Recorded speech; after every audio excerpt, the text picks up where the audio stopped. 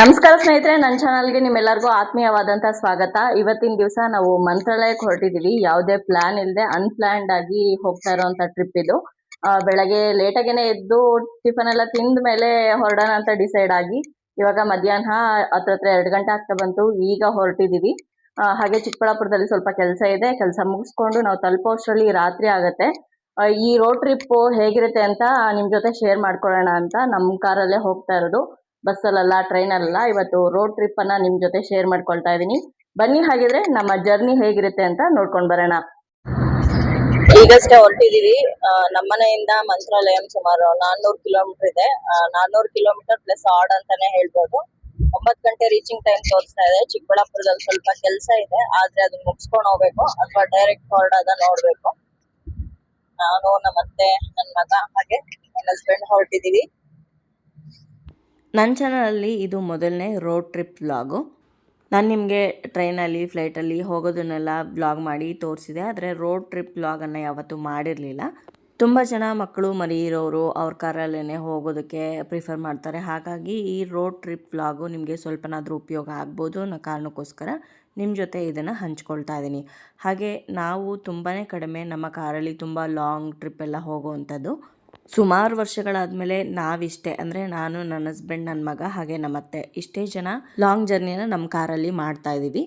ಇನ್ನು ದೂರ ಎಲ್ಲೇ ಟ್ರಾವೆಲ್ ಮಾಡ್ತೀವಿ ಅಂತ ಅನ್ನುವಾಗ ಕಾರ್ ಕಂಡೀಷನ್ ಕರೆಕ್ಟಾಗಿದೆಯಾ ಅನ್ನೋದನ್ನೆಲ್ಲ ಒಂದ್ಸಲ ಚೆಕ್ ಮಾಡಿಸ್ಕೋಬೇಕಾಗತ್ತೆ. ಅದೇ ರೀತಿಲಿ ನಮ್ಮ ಕಾರ್ನು ಕೂಡ ಹಿಂದಿನ ದಿವಸನೇ ನಾವು ಸರ್ವಿಸಿಗೆ ಬಿಟ್ಟು ಎಲ್ಲ ಕಾರೆಲ್ಲ ಕ್ಲೀನ್ ಮಾಡಿಸಿದ್ವಿ, ಜೊತೆಗೆಲ್ಲನೂ ಕರೆಕ್ಟಾಗಿದೆಯಾ ಅಂತ ನೋಡಿಸ್ಕೊಂಡಿದ್ವಿ. ಟ್ರಿಪ್ ಹೋಗೋದಕ್ಕೆ ಅಂತ ಏನು ಪ್ಲ್ಯಾನ್ ಮಾಡಿಕೊಂಡು ಸರ್ವಿಸ್ ಮಾಡಿಸಿದ್ದಲ್ಲ, ತುಂಬ ದಿನ ಆಗಿತ್ತು ಅಂತ ಕಾರೆಲ್ಲ ಸರ್ವಿಸ್ ಮಾಡಿಸಿದ್ವಿ. ಹೇಗಿದ್ದರೂ ಕಾರೆಲ್ಲ ಒಳ್ಳೆ ಕಂಡೀಷನಲ್ಲಿದೆ, ಹೋಗಿ ಬರ್ಬೋದು ಅಂತ ನಮಗೂ ಕಾನ್ಫಿಡೆನ್ಸ್ ಬಂದಮೇಲೆ ಹೇಗಿದ್ದರೂ ಮಂತ್ರಾಲಯಕ್ಕೆ ಹೋಗಬೇಕು ಅಂತ ತುಂಬ ದಿನದಿಂದ ಅಂದ್ಕೊಳ್ತಾ ಇದ್ದಿದ್ದರಿಂದ ಸರಿ ಆಯಿತು ಹೊರಡೋಣ ಅಂತ ಅಂದ್ಬಿಟ್ಟು ಇಮಿಡಿಯೇಟ್ ಪ್ಲ್ಯಾನ್ ಮಾಡಿ ಹೊರಟಿದ್ದೀವಿ.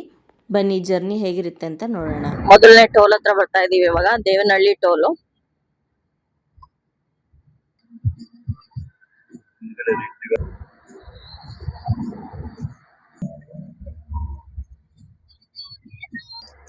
ಇಲ್ಲಿಂದ ಲೆಫ್ಟ್ ಹೋದ್ರೆ airport, Bengaluru international airport, Kempegowda international airport, Kashmir to Kanyakumari, national highway 44. ಇದು ಲಾಂಗೆಸ್ಟ್ ಹೈವೇ ಅಂತ ಹೇಳ್ಬೋದು.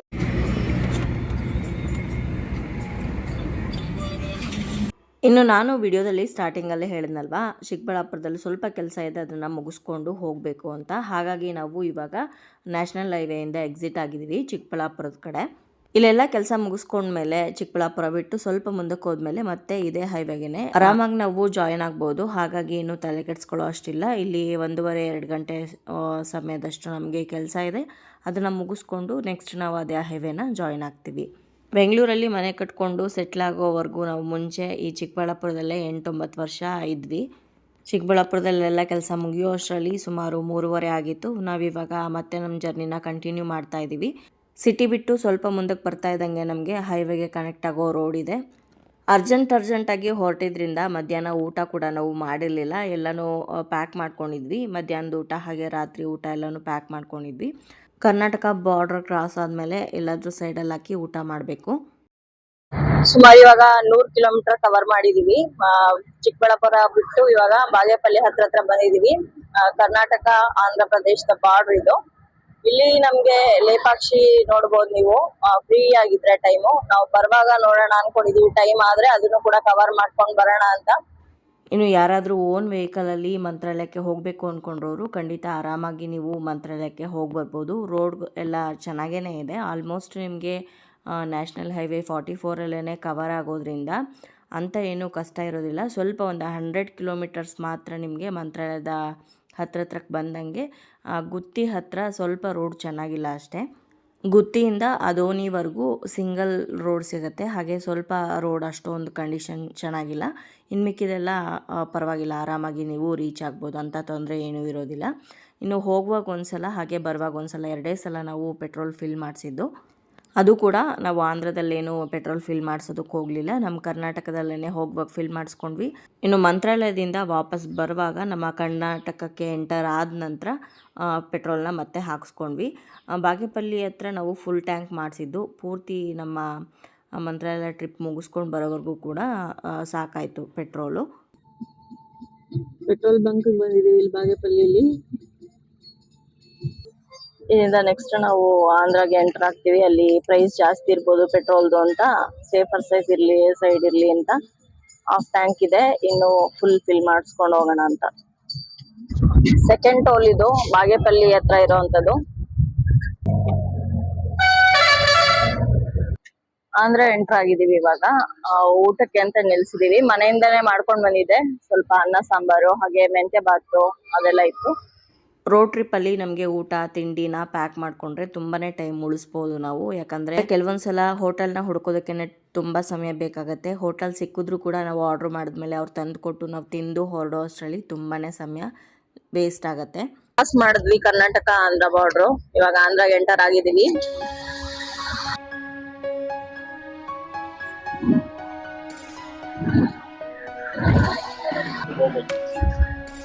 ಲೇಪಾಕ್ಷಿ ಹೋಗೋದಕ್ಕೆ ಇಲ್ಲಿ ಲೆಫ್ಟ್ ತಗೋಬೇಕು. ಇಲ್ಲಿಂದ 21 ಕಿಲೋಮೀಟರ್ಸ್ ಆಗುತ್ತೆ, 20 ಕಿಲೋಮೀಟರ್ಸ್ ಆಗುತ್ತೆ. ತುಂಬಾನೇ ಚೆನ್ನಾಗಿದೆ ದೇವಸ್ಥಾನ. ಇಲ್ಲಿ ಆರ್ಚ್ ಕಾಣಿಸುತ್ತೆ ನೋಡಿ, ತೋರಿಸ್ತೀನಿ. ಇಲ್ಲಿಂದ ಹೊರಗಡೆ ಹೋಗ್ಬೇಕು.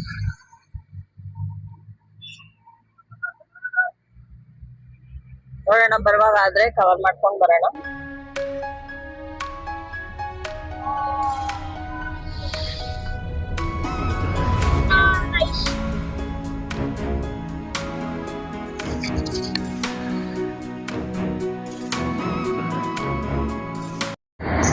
ಪೆನಗೊಂಡ ಬಿಟ್ಟು ಮುಂದಕ್ಕೆ ಹೋಗ್ತಾ ಇದ್ವಿ. ಒಳ್ಳೆ ಸನ್ಸೆಟ್ ಆಗ್ತಾ ಇದೆ, ಜೊತೆಗೆ ವಿಂಡ್ ಮಿಲ್ಸ್. ಇನ್ ಸ್ವಲ್ಪ ದೂರದಲ್ಲೇ ಕಿಯಾ ಔಟ್ಲೆಟ್ ಸಿಗುತ್ತೆ ನಮ್ಗೆ.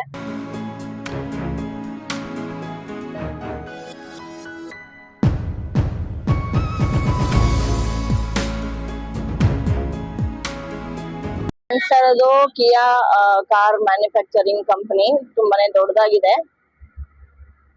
ಪೆನಗೊಂಡ ಬಿಟ್ಟು ಒಂದು 20 ಕಿಲೋಮೀಟರ್ ಮುಂದೆ ಬಂದ್ರೆ ಕಿಯಾದು ಮ್ಯಾನುಫ್ಯಾಕ್ಚರಿಂಗ್ ಕಂಪನಿ ಸಿಗತ್ತೆ.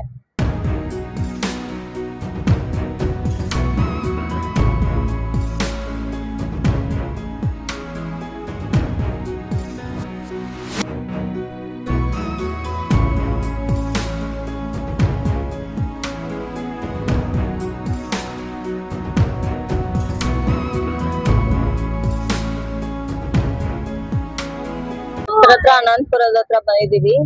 ಈಗಷ್ಟೇ ಸನ್ಸೆಟ್ ಆಗ್ತಾ ಇದೆ. 3ನೇ ಟೋಲ್ ಇದು, ಅನಂತಪುರದ ಹತ್ರ ಪರೂರ್ ಟೋಲ್ ಪ್ಲಾಜಾ. ಇಲ್ಲಿಂದ ಮಂತ್ರಾಲಯಂ 180 ಕಿಲೋಮೀಟರ್ಸ್ ಇದೆ. ರೀಚಿಂಗ್ ಟೈಮ್ ಬಂದು 10:30 ತೋರಿಸ್ತಾ ಇದೆ. ನಾವಿನ್ನು ಟೀ ಬ್ರೇಕ್ ಎಲ್ಲ ತಗೊಂಡು ಹೋಗೋ ಅಷ್ಟರಲ್ಲಿ ಒಂದು 11 ಗಂಟೆ ಆಗತ್ತೆ ರೀಚ್ ಆಗೋ ಅಷ್ಟರಲ್ಲಿ, ರಾತ್ರಿ.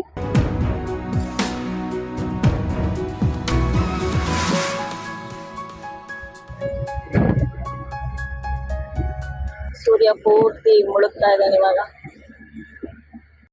7 ಗಂಟೆ ಆಗಿದೆ. ಇನ್ನ 140 ಕಿಲೋಮೀಟರ್ಸ್ ದೂರದಲ್ಲಿದೆ ಮಂತ್ರಾಲಯ. ನಾವಿವಾಗ ಟೀ ಬ್ರೇಕ್ಗೆ ಅಂತ ನಿಲ್ಸಿದೀವಿ.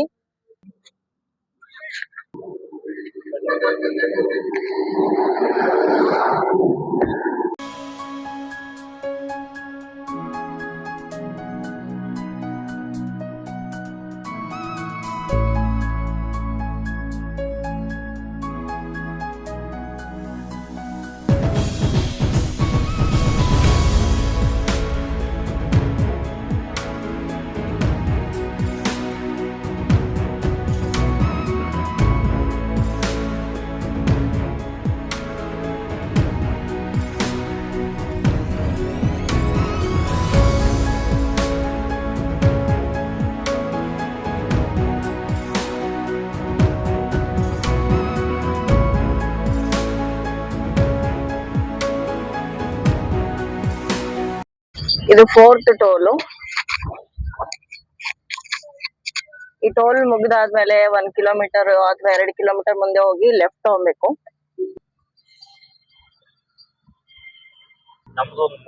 ಬ್ಯಾಂಗ್ಳೂರ್ ಸ್ಟಾರ್ಟ್ ಆದಾಗಿಂದ ಇದು 4ನೇ ಟೋಲು.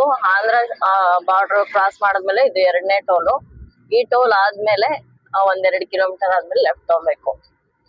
NH44 ಇಂದ ಲೆಫ್ಟ್ ತಗೊಂಡ್ವಿ. ಗುತ್ತಿ ದಾಟಿ ಇವಾಗ ಮುಂದೆ ಬಂದಿದೀವಿ.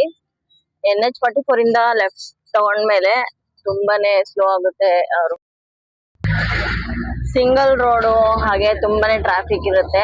ಹಳ್ಳಿಗಳ ಮೇಲೆ ಹೋಗುವಂತದ್ದು, ಆದಷ್ಟು ನಿಧಾನಕ್ಕೆ ಸ್ಲೋ ಆಗಿ ಹೋಗ್ಬೇಕಾಗತ್ತೆ.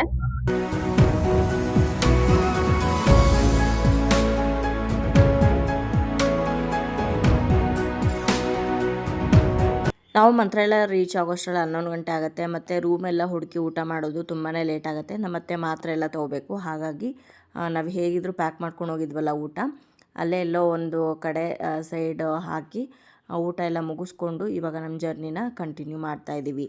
ನಾವು ಊಟ ಮಾಡೋ ಅಷ್ಟರಲ್ಲಿ ಆಲ್ರೆಡಿ 9:15 ಆಗಿತ್ತು. ಇನ್ನು 80 ಕಿಲೋಮೀಟರ್ಸ್ ಬಾಕಿ ಇತ್ತು ಮಂತ್ರಾಲಯಕ್ಕೆ. ಇವಾಗ ರೋಡ್ ನೋಡ್ತಾ ಇದ್ರಲ್ವ ಎಷ್ಟು ಚಿಕ್ಕದಾಗಿದೆ ಅಂತ. ಒಂದು ಗಾಡಿ ಬಂದರೆ ಇನ್ನೊಂದು ಗಾಡಿ ಬರೋದಕ್ಕೆ ಜಾಗ ಇಲ್ಲ, ಅಷ್ಟು ಚಿಕ್ಕದಾಗಿದೆ. ಹಾಗಾಗಿನೇ ಹೇಳಿದ್ದು ತುಂಬಾ ಕೇರ್ಫುಲ್ಲಾಗಿ ಡ್ರೈವ್ ಮಾಡಬೇಕು. ನಾವು ಹೋಗಿದ್ದ ಟೈಮಲ್ಲಿ ಅಷ್ಟೊಂದು ಏನು ವೆಹಿಕಲ್ಸ್ ಇರಲಿಲ್ಲ, ಹಾಗಾಗಿ ಆರಾಮಾಗೇ ಹೋದ್ವಿ ನಾವು. ಇವಾಗ ಅದೋನಿ ರೀಚ್ ಆಗಿದ್ದೀವಿ. Continue on National Highway 167 for 22 kilometers. 20 kilometres ಇದೆ ಇನ್ನ.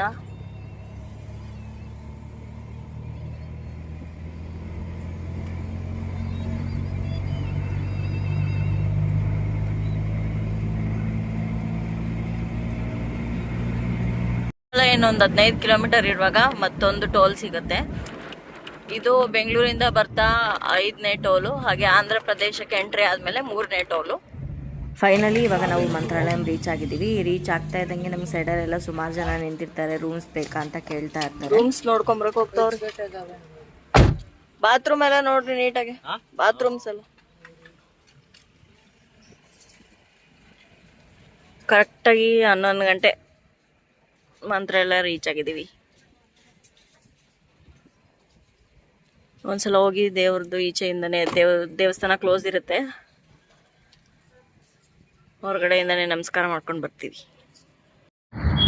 ಇದು ಮೇನ್ ಆರ್ಚ್, ಇದು ದೇವಸ್ಥಾನಕ್ಕೆ ಹೋಗೋದಕ್ಕೆ. ಇಲ್ಲಿ ಒಳಗಡೆ ಯಾರನ್ನು ಬಿಡೋದಿಲ್ಲ, ಬ್ಯಾರಿಕೇಡ್ ಹಾಕಿದ್ದಾರೆ. ನಾವಿಲ್ಲೇ ಪಾರ್ಕ್ ಮಾಡಿ ಒಂದ್ಸಲ ದರ್ಶನ ಮಾಡ್ಕೊಂಡು ಬಂದ್ಬಿಡ್ತೀವಿ ಗುರುವಾರ ಇವತ್ತು. ಮಂತ್ರಾಲಯಕ್ಕೆ ರೀಚ್ ಆಗೋದಕ್ಕೆ ಇನ್ನೊಂದು 10-15 ಕಿಲೋಮೀಟರ್ ದೂರದಲ್ಲಿ ಇರುವಾಗಲೇ ಸ್ವಲ್ಪ ಗಾಳಿ ಹಾಗೆ ಮೋಡ ಮುಚ್ಕೊಂಡಿತ್ತು. ಹಾಗೆ ಮಿಂಚು ಕೂಡ ತುಂಬಾ ಜೋರಾಗಿ ಮಿಂಚ್ತಾ ಇತ್ತು. ನಾವು ಮಂತ್ರಾಲಯ ರೀಚ್ ಆಗ್ತಾ ಇದ್ದಂಗೆ ಗಾಳಿ ತುಂಬಾ ಜೋರಾಯಿತು. ಹಾಗೆ ದೇವಸ್ಥಾನದ ಮುಂದೆ ಅಂತೂ ತುಂಬ ಜನ ಇದ್ದರು. ಯಾಕಂದರೆ ನಾವು ಹೋಗಿದ್ದು ಗುರುವಾರದ ದಿವಸ ದರ್ಶನ ಮುಗಿಸ್ಕೊಂಡು ಬಂದು ಅಥವಾ ದರ್ಶನ ನಾಳೆ ಮಾಡೋದಕ್ಕೆ ಅಂತಲೋ ತುಂಬಾ ಜನ ಅಲ್ಲಿ ಇದ್ದರು ಆಲ್ರೆಡಿ. ಎಷ್ಟೊಂದು ಜನ ದೇವಸ್ಥಾನದ ಮುಂದೆನೇ ಆವರಣ ಏನಿರುತ್ತೆ ಅಲ್ಲೇ ಮಲ್ಕೊಂಡಿದ್ರು. ಇಲ್ಲಿ ನಿಮಗೆ ಚಾಪೆನೂ ಕೂಡ ಸಿಗುತ್ತಂತೆ, ನೀವು ಬೇಕಿದ್ರೆ ಚಾಪೆ ತೊಗೊಂಡು ದೇವಸ್ಥಾನದ ಮುಂದೆನೇ ಮಲ್ಕೊಬೋದು. ಆದರೆ ನಾವು ಹೋಗಿದ್ದಂಥ ಸಮಯದಲ್ಲಿ ತುಂಬಾ ವಿಪರೀತವಾದಂತಹ ಗಾಳಿ, ಮಿಂಚು ಹಾಗೆ ಮಳೆ ಬರೋದಕ್ಕೂ ಕೂಡ ಶುರುವಾಯಿತು. ಹಾಗಾಗಿ ಬೇಗನೆ ಹೋಗಿ ಅಲ್ಲಿ ದೇವಸ್ಥಾನದ ಮುಂದೆ ಕೈ ಮುಗಿದ್ಬಿಟ್ಟು ವಾಪಸ್ ರೂಮ್ಗೆ ಹೋಗೋಣ ಅಂಥೇಳಿ ಹೋಗ್ತಾ ಇದ್ವಿ. ಅಲ್ಲಿ ಅಷ್ಟೊಂದು ಜನ ಇದ್ದರು. ಆ ಮಳೆ ಬಂದಾಗ ಎಲ್ಲೂ ಹೋದ್ರು ಅಂತಲೇ ಗೊತ್ತಿಲ್ಲ, ಅಷ್ಟು ಜನ ಇದ್ದರು. ಮುಂದೆ ನೀವೇ ನೋಡ್ತಾ ಇದ್ರಲ್ವ ಎಷ್ಟು ಜನ ಮಲಗಿದ್ದಾರೆ. ಹಾಗೆ ಹೋಗ್ತಾ ಇರೋರು ಬರ್ತಾ ಇರೋರು ತುಂಬಾ ಕ್ರೌಡೆಡ್ ಆಗಿತ್ತು. ಟೆಂಪಲ್ ಅಥವಾ ಮಠ ಏನಿದೆ ಅದು ರಾತ್ರಿ 8-9 ಗಂಟೆಗೆಲ್ಲ ಕ್ಲೋಸ್ ಆಗಿಬಿಡುತ್ತೆ. ನಾವಲ್ಲಿ ರೀಚ್ ಆದಾಗ 11 ಗಂಟೆ ಆಗಿದ್ದರಿಂದ ದರ್ಶನ ಅಂತೂ ಮಾಡೋದಕ್ಕಾಗಲ್ಲ. ಮುಂದೆಯಿಂದನೇ ದೇವಸ್ಥಾನ ನೋಡ್ಕೊಂಡು ಅಲ್ಲೇ ಒಂದು ಕೈ ಮುಗಿದು ವಾಪಸ್ ಹೋಗೋಣ ಅಂತ ಬಂದಿದ್ವಿ.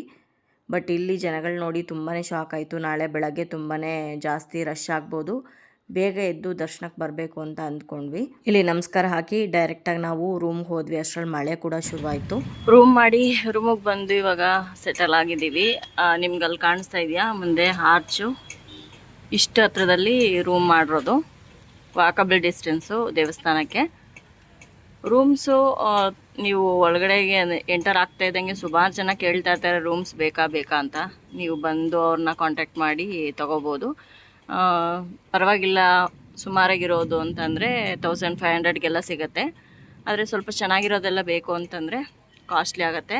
ಅಂದರೆ 2000-3000ವರೆಗೂ ಒಳ್ಳೆ ರೂಮ್ಸ್ ಸಿಗುತ್ತೆ. ನಾವು ಮಾಡಿರೋದು 1500 ರುಪೀಸ್ದು. ಚೆನ್ನಾಗೇ ಇದೆ ರೂಮು. ನಾವು ಬರ್ತಾ ಇದ್ದಂಗೆ ವಿಪರೀತವಾಗಿರುವಂಥ ಗುಡುಗು, ಸಿಡ್ಲು, ಮಳೆ, ಗಾಳಿ ಎಲ್ಲ ಶುರುವಾಯಿತು. ಅಷ್ಟರಲ್ಲಿ ಹೆಂಗೋ ನಾವು ಒಳಗೆ ಹೋಗಿ ದೇವ್ರ ದರ್ಶನ ಮುಗಿಸ್ಕೊಂಡು ಬಂದಿವಾಗ ರೂಮಲ್ಲಿದ್ದೀವಿ. 3 ಕಾಟ್ ರೂಮ್ ಇದು. ತೋರಿಸ್ತೀನಿ ನಾನು ಹೇಗಿದೆ ಅಂತ.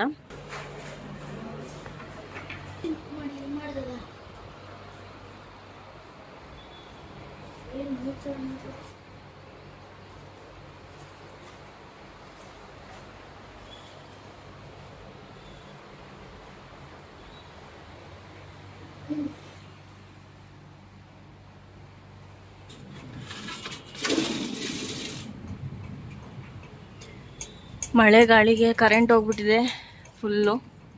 ಸೊ ಇವತ್ತಿನ ಈ ವ್ಲಾಗ್ನ ನಾನು ಇಲ್ಲಿಗೆ ಮುಗಿಸ್ತಾ ಇದ್ದೀನಿ. ನಮ್ಮ road trip journey Bengaluru to Mantralayam ನಿಮ್ಗೆ ಇಷ್ಟ ಆಗಿದೆ ಅಂತ ಭಾವಿಸ್ತೀನಿ. ಮುಂದಿನ ವಿಡಿಯೋದಲ್ಲಿ ಮಂತ್ರಾಲಯ ರಾಘವೇಂದ್ರ ಸ್ವಾಮಿಯವರ ಮಠದ ಬಗ್ಗೆ ಸಂಪೂರ್ಣವಾಗಿ ಮಾಹಿತಿನೂ ಕೂಡ ತಿಳಿಸ್ಕೊಡ್ತೀನಿ. ಜೊತೆಗೆ ಮಂತ್ರಾಲಯದಲ್ಲಿ ಅಕ್ಕಪಕ್ಕ ನೋಡಬೇಕಾದಂತಹ ಜಾಗಗಳು ಯಾವ್ದ್ಯಾವುದು ಅನ್ನೋದನ್ನು ಕೂಡ ಸಂಪೂರ್ಣವಾಗಿ ಮಾಹಿತಿನ ನಿಮಗೆ ತಿಳಿಸ್ಕೊಡ್ತೀನಿ. ಆ ವಿಡಿಯೋಗಳಿಗೋಸ್ಕರ ನೀವು ವೆಯ್ಟ್ ಮಾಡ್ತಿರ್ತೀರಾ ಅಂತ ಭಾವಿಸ್ತಾ ಇವತ್ತಿನ ಈ ವಿಡಿಯೋ ನಿಮ್ಮೆಲ್ಲರಿಗೂ ಇಷ್ಟ ಆಗಿದೆ ಅಂತ ಅಂದ್ಕೊಳ್ತೀನಿ. ವಿಡಿಯೋ ಇಷ್ಟ ಆಗಿದ್ರೆ ಲೈಕ್ ಮಾಡಿ, ಶೇರ್ ಮಾಡಿ, ಹಾಗೆ ನಿಮ್ಮ ಅನಿಸಿಕೆ ಅಭಿಪ್ರಾಯವನ್ನು ಖಂಡಿತವಾಗ್ಲೂ ಕಮೆಂಟ್ ಮುಖಾಂತರ ಬರೆದು ತಿಳಿಸಿ. ಮತ್ತೊಂದು ಇಂಟ್ರೆಸ್ಟಿಂಗ್ ವ್ಲಾಗ್ ಜೊತೆಗೆ ನಿಮ್ಮನ್ನ ಮತ್ತೆ ಭೇಟಿ ಆಗ್ತೀನಿ. ಅಲ್ಲಿಯವರೆಗೂ ಧನ್ಯವಾದಗಳು. ಲೋಕ ಸಮಸ್ತ ಸುಖಿನೋ ಭವಂತು.